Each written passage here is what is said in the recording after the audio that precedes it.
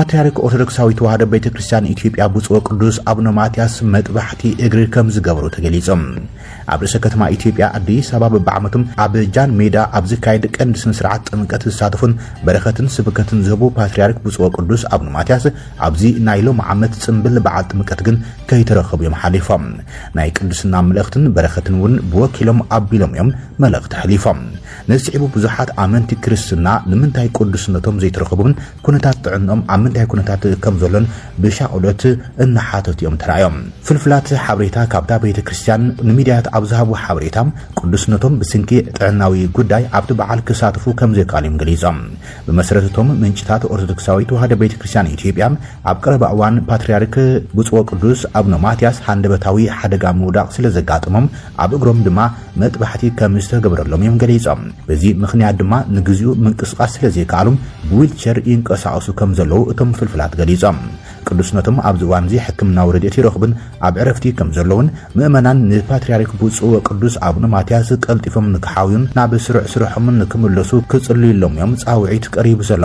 ቅዱስነቶም ኣብቲ በዓል በኣካል እኳ እንተዘይተረኸቡ እቲ በዓል ብዓብዪ ድምቀት ኩነታቱን ብቅዱስነቶም ላዕለዎት ሓለፍቲ መንግስቲ ከምኡን ዲፕሎማስያታትን ሽማግሌታትን ኣመንትን ኣብ ዝተረኸብሉ ሰላማውን ድሙቕን ብዝኾነ መንገዲ ተኸቢሩ ሓሊፉም ኤርትራ ኢትዮጵያ ክትወረኒ ተቃሪባ ክትብል ከሲሳ ኣብ ኣሜሪካ ዝርከብ ኤምባሲ ኤርትራ ኢትዮጵያ ኣብ ቀረባ እዋን አንጻር ኤርትራ ተካይዶም ዘላ ወፍርታት ፕሮፓጋንዳም ናብ ቁልዕ ኩናት ክሰጋገር ኣብ ጫፍ በፂሑ ከም ዘሎ ገሊጾም ንቀይሕ ባሕሪ ክትውንን ድማ ናብ ሓደገኛ ጎንፂ ትጓዓዘላ ብምባልያ ኣስመራ ከሲሳ ዘላ ኢትዮጵያ ኣብ ዝቀረባ እዋን ኣብ ልዕሊ ኤርትራ ተካይዶም ዘላ ወፍርታት ነቲ ዞባም ናብ ሓደገኛ ኩናት ይደፍኦ ስለ ዘሎም ማሕበረሰብ ዓለምን ማዕኸናት ዜና ነቲ ኩነታት ፍሉይ ኣቓልቦ ክገብርሉ ከም ዘለዎም ኣስመራ ጸዊዓ ዘላ ኢትዮጵያ ተወስደ ዘላ ኣንፈት ሕጊ መሬት ኤርትራ ዝጥሕስዩ ድማ ኢሎም ነግራዊ ሕግታት ኣብ ኤርትራ ተግባራዊ ክኸውን ከም ዘሎ ድማ ሸለል ክበሃል ከም ዘይብሉዮም እቲ ጻውዒት መንግስቲ ኤርትራ ገሊጾም ኢትዮጵያ ዲፕሎማስያውን ክልቲያውን ስምምዓት ኣብ ክንዲ ብባሕራዊ መንገድታት ረብሓታታ ክትረክብ ምጽዓር ባሕርን ምርካብ ላዕላውነት ኤርትራ ንምጥሓስ ሓይሊ ክትጥቀም ተሓስብ ከም ዘላያ እቲ መግለጺ ኣመልኪቱ ዘሎ ኤርትራ ነቲ ብ15 ጥሪ 2026 ኣብ ዘ ኮንቨርሴሽን ዝተዘርግሐት ንጣነም ብዛዕባ ስጋት ኩናት ምብራቕ ኣፍሪካ ምልክቱ ኣብ ዘውፅእ ጸብጻብ መደናገሪ ዘይሚዛናውን ፖለቲካዊ ድራኸ ዘለውን ክትብልያ ብትሪ ኮኒናቱ ዘላ ኤርትራ ኣብ ዝሃበቶ ጥንኩር ግብረ መልሲም እቲ ተዘርጊሑ ዘሎ ጽሑፍ ኣብ ምብራቕ ኣፍሪካ ኩናት ክካየድ ከም ዝኽእልን መጠንቀቕታ ዝመስል እኳ እንትኾነ ብተግባር ግን ነቲ መንግስቲ ኢትዮጵያ ንቀይሕ ባሕሪ ብላዕላዊ ኣገባብ ንምጥቃም ዘለዎ ድሌት ንምዕዋት ዝኽተሎ ዘሎም ተወንካያይ ፖሊስን ምግዳድ ግጭትን ናብ ንቡር ዝገብሮን ምኽንያታውን ምግባር ዝዓለመን ዘለሳልስን ምዃን ያገሊጻቶም እዚ ብግሉባብ አካዳሚያዊ ትንታነ ዝቀርቡ ዘለው ጽሑፋት ንመንግስቲ ኢትዮጵያ ዘይሕጋዊ ዶብ ዝብሎ ዘሎም ሸለል እናበለም እግራዊ ሕጊ ብምብራጽ ተግባራዊ ብምግባር ላዕላውነት ኤርትራ ድማ ኣብ ሕቶ ዘእቱ ክትብልያም ኤርትራ ነቂፋ ዘላ ኤምባሲ ኤርትራ ኣብ ዋሽንግተን ዲሲ ኤርትራ ብፍሉይ ንኢትዮጵያ ናብ ወደብ ባሕራ ከይተኣቱ ከልኪላ ዝብል ትንታነም ናይ ሓሶት ክስዩ ክብል ነጺግዎዮም ኤርትራ ብመሰረት ሕጋዊ ክልቲያዊ ስምምዓትን ንንግድን ንግዳዊ ዕላማታትን ወደብ ባሕራ ክትጥቀመሉ ተቃይማ ኣይትፈልጥን ይኹን እምበር እቲ ንግዳዊ ተበጻሕነት ምስ ላዕላውነት ናይ ምድንጋር ተግባር ፍጹም ተቐባልነት የብሉን ብምባል ገሊጾም መንግስቲ ኢትዮጵያ ንጉዳይ ወደብ ባሕሪ ከም ጉዳይ ህላዊ ምቕራቡን ሓደ ታሪኻዊ በደል ምእራምን ዝበሎም እቲ ብ1964 ዋዕላዊ ውድብ ሓድነት ኣፍሪካ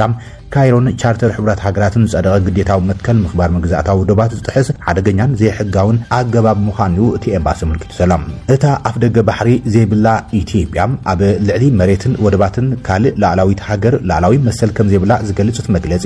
ኣጣቐማ ወደብ ባሕሪ ብህግራዊ ሕጊም ንግዳዊ ስምምዓት ሰላማዊ ምትሕባር እምበር ብስግኣትን ሓይሊ ዘይምዃን እዩ ኣስሚሩሎም ባንክ ንግዲ ኢትዮጵያ ካብ ወጻኢ ገንዘብ ንምልኣኽ ዝሕግዝ ሓዱሽ ኣፕሊኬሽን ጀሚሮም ባንክ ንግዲ ኢትዮጵያ ካብ ወጻኢ ሃገራት ቀጥታዊ ምትሕልላፍ ገንዘብ ናብ ኢትዮጵያ ዘኽእል CBE ኮኔክት ዲጂታል ዋሌት ዝብል ሓዱሽ ዲጂታላዊ ኣፕ ኣበጊሰሎም እቲ ባንኪ ምስ ስታር ፔይ ፋይናንሻል ሶሉሽን ብምትሕባር ብባንኪ ዝተዳለወ እዚ ቴክኖሎጂ ንመስርሕ ሓዋላ ዘመሓሽን ናይ ውሽጢ ዓድን ወጻን ዓማዊል ዘራኽብን ምዃኑ ኣፍሊጦሎም ኣብቲ ምጅማር ኣገልግሎት ዝተረኸበ ምክትል ፕሬዚደንት እቲ ባንኪ አቶ ኤፍሬም ሙክርያም እቲ ኣገልግሎት ኣፕሊኬሽን ዝተፈላለዩ ባጤራታት ናይ መሓዝ ዓቕም ተጠቀምቲ ከከም ድሌታቶም ክነግዱ ከም ዝኽእሉ ገሊጾም ዋና ካይድ ስራሕ ስታር ፔይ ወገኑም እቲ ቴክኖሎጂ ኣብ ፋይናንሳዊ ዲጂታላዊ ስርዓት ኢትዮጵያ ዓብይ ለውጢ ከምጽእ ምዃኑ የመልክቶም እዚ ድማ ዲጂታል ኢትዮጵያ ንምግሃድ ኣብ ዝግበር ዘሎ ጉዕዞም ከም ሓደ ዓቢ ስጉምቲ ንቅድሚት ኣርእይዎሎም ኣብቲ ዓውዲ ዝተገበሩ መጽናዕታት ከም ዘመልክትዎ ዲጂታላዊ ስርዓታት ምትሕልላፍ ገንዘብ ዋሕዚ ሕጋዊ ሓዋላ ብምውሳኽ ጸሊም ዕዳጋ ኣብ ምክልኻል ልዑል ተራ ከም ዘለዎም የመልክቶም ኣብ ክልል ኣምሓራ ብከቢድ ብረት 6 ሰባት ከም ዝተቆተሉ ተገሊጾም ኣብ ክልል ኣምሓራ ፍሉይ ዞባ ዋግ ኽምራም ባሩድ ቀልሃታት ናብ ንብረት ገዛ ንምቕያር ዝጽዕሩ ዝነበሩ 6 ሰባት ዘይተፈንጀረ ከቢድ ብረት ተፈንጂሩ ግዳይ ኮይኖም ሓደ ሰብ ድማ ከም ዝቆሰለ ተጸብጻብ ይመልከት ብመሰረት ነበርቲ ተኸባቢ እቲ ሓደጋ ዝሓለፈ ሐሙስ የጋጥሙ ኣብ ልዕሊ ትግራይ ዝተኻይደ ኩናት ሲዕቡ ኣብ ዝተፈላለዩ ከባቢታት ንውግእ ዝውዕሉ ዝነበሩ ዘይተፈንጀሩ ከበድቲ ኣጽዋራት ሕዝቡን ኣብ ዝተፈላለዩ ከባቢታት ተደርብዮም ስለዘሎም ብዝተፈላለዩ መንገድታት ምንኽኻ እንትፍጠር ድማ ንከባቢታት ማሕበረሰብ እንተጥቅዑ ይረኣዮም መንግስቲ ኢትዮጵያ ኣብ እዋን ግጭት ምዕዛው ኢንተርኔት ምጥቃሙ ምግሃብ ሰብኣዊ መሰላት ንምሕባእን ካብ ተሓታትነት ንምህዳምን ስትራቴጂካዊ ስጉምቲ ከም ዝኾነ ሓዱሽ መጽናዕቲ ተረጋጊጾም ቨርጂኒያ ኮመንዌልዝ ዩኒቨርሲቲ ተመራማሪ ህዝባዊ ፖሊስን መምህር ዩኒቨርሲቲ እንጅባራ ነበርን ኣቶ ኣማንዱ ወርቆም ኣያለው ዝተዳለወ ጸብጻብ ምዕዛው ኢንተርኔት ብመንግስቲ ኢትዮጵያ ብኸመይ ከም ኣጽዋር ይጥቀመሉ ከም ዘሎ ዝትንትንዮም እቲ መጽናዕቲ ከም ዘመልክቶ ኢትዮጵያ ኣብ ዝሓለፉ 6 ዓመታት ኣብ ኣፍሪካ ካብ ዝተረኣዩ ከበድቲ ምዕዛው ኢንተርኔታት ዘጋጥመ ሃገር እያ ተባሂላ ኣብ ትግራይ ስንቂ ዝካየድ ዝነበረ ኩናት እቲ ክልል ንኣስታት 2 ዓመታት ማለት እውን ካብ ሕዳር 2020 ክሳብ ለካቲት 2023 ካብ ዓለም ተነጺሉን ኣገልግሎት ኢንተርኔት ሙሉእ ብሙሉእ ተቋሪጹን ይጸኒሖም ኣብ ክልል ኣምሓራ እውን ኣብ ዝቐረበ እዋን እቲ ክልል ኣብ ዝካየድ ዘሎ ግጭት እውን ንኣስታት 11 ኣዋርሕ ኢንተርኔት ተቋሪጹ ነይሮም ኣብ ክልል ኦሮሚያ ብተደጋጋሚ ምዕጻው ኢንተርኔት ከም ዝተረኣየ እቲ ጸብጻብ ይሕብር ብደረጃ ሃገር ድማ ድሕሪ ቅትለት ላዕለዎት ሰበስልጣናት መንግስትን ጀነራላትን ስነ-ጥበባዊ ሃጫሉ ሁንዴሳን ኣብ 2011-2012 ምቁራጽ ኣገልግሎት ኢንተርኔት ኣጋጢሙ ነይሩ ይብል እዚ ተመራማሪ ኣብ ትንታንኡ ኣብቲ ንነዊሕ እዋን ዝጸንሐ ምዕጻው ኢንተርኔት ኣብ ዝነበረሎም ከባቢታት ምስ ግጭት ዝተኣሳሰሩም ሞት ልዑል ቁጽሪ ኣጋጢሙ ከም ዝነበረ ይገልጽ ብመሰረት መጽናዕቲ ዝለዓለ ቁጽሪ ሞት ኣብ ትሕቲ 787 መዓልታት ምዕጻው ዝነበረት ትግራይ ቀጺል ድማ ኣብ ተመሳሳሊ ኩነታት እትርከብ ክልል ኣምሓራ ያጋጥም ይብል እዚ ተሪኦም ኢንተርኔት ኣብ ዝዓጸወሉ እዋን ሓይልታት ጸጥታ ብዘይ መሰኻኸር ይንቀሳቐሱም ጋዜጠኛታት ክሕብሩ ከም ዘይኽእሉን እግራው ትካላት ድማ ምግሃብ ሰብኣዊ መሰላት ክስንዱም የጸግመሎም ይብል ብዘይካ ምግሃብ መሰላት እቲ ምዕጻው ኣብ ወሃባት ሰብኣዊ ሓገዝ ርኡይ ዕንቅፋት ይፈጥር ከም ዘለውን ይገልጽ እቲ ጸብጻብ ሆስፒታላት ብዛዕባ ቀረብ መድሓኒት ሓበሬታ ንምክፋል ይቃለሳ ኣብ ግጭት ዘለውን ስድራ ቤታት ክረዳኣ ከም ዘይክላን ንጥፈታት ባንክን ንግድን ከም ዝተበታተነውን የመላኽት እቲ መፍትሕ ድማ ዲጂታላዊ መሰላት ከም ማእከላይ ኣጀንዳ ኣብ ስምምዓት ሰላም ክካተት ከም ዘለዎ እዩ ዘተሓሳስብ ብተወሳኺ ገደብ ኢንተርኔት ብሕጊ ክድረት ከም ዘለዎን መንግስቲ ብዘይካ ብንጹር ካብ ዝተኣወጀሉ እዋን ኢንተርኔት ክዓጽው ከም ዘይብሉን ሓሳብ ኣቕሪቦም ኢትዮጵያ ኣብ እዋን ቅልውላዊ ዲጂታላዊ ኣገልግሎት ክትህብ ትኽእል እያ ዝብል ሕቶ ዘይኮነስ ነቲ ሓቂ ንምዕፋን ዝወፁ ወጻኢታት ክትሽከም ትኽእል እያ ዝብል ክብል እዮም እቲ ተመራማሪ ጽሑፉ ደምዲሞም ወዲ ፕሬዚደንት ዩጋንዳ ዮሪ ሙሴቬኒ ጀነራል መሃዚ ከይነርጎባ ኣብ ውሽጢ 48 ሰዓታት ኢድኻ ሃብ ክብል ንተቐናቃኒ ፖለቲከኛ ቦብ ዋይነ ጠንቂቖም ወዲ ኣካታዒ ፕሬዚደንት ዩጋንዳ ዮሪ ሙሴቬኒ ኣዛዝ ሰራዊት ሃገርን ጀነራል መሃዚ ከይነርጎባ ነቲ ኣብቲ ምርጫ ቀንዲ ተናሓናሒ ወላዲኡ ዝነበረም ተቃዋሚ ሕጺ ፕሬዚደንት ኢዱ ክብዮ ጠንቂቖም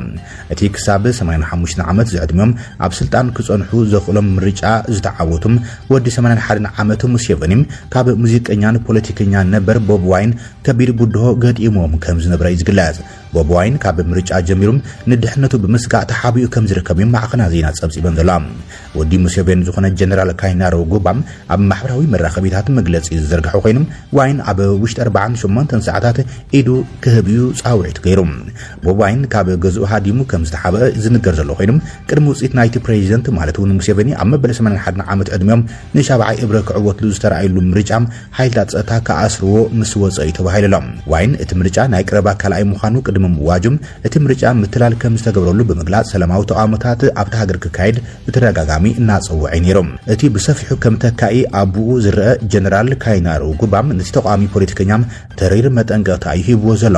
ቦብ ዋይን ኣብ ውሽጢ 48 ሰዓታት ንፖሊስ ኢዱ እንተዘይሂቡም ከም ሓደ ካብ ሕጊ ወጻኢ ወይ ድማ ኣሸባሪ ክሕሰብ እዩ ክብል እዮም ኣፍራሪሑ ጀነራል ካይነርጎባ እቲ ጀነራል ኣብ ካልእ መልእኽቱ ካብ ዝሓለፈ ሰሙን ጀሚሮም 22 ኣሸበርቲ ሰልፊ ኤንዩፒ ወይ ድማ ሰልፊ ቦብ ዋይን ቀቲልና ኣለና ክብል እዩ ኣብ ኤክስ ጽሒፎም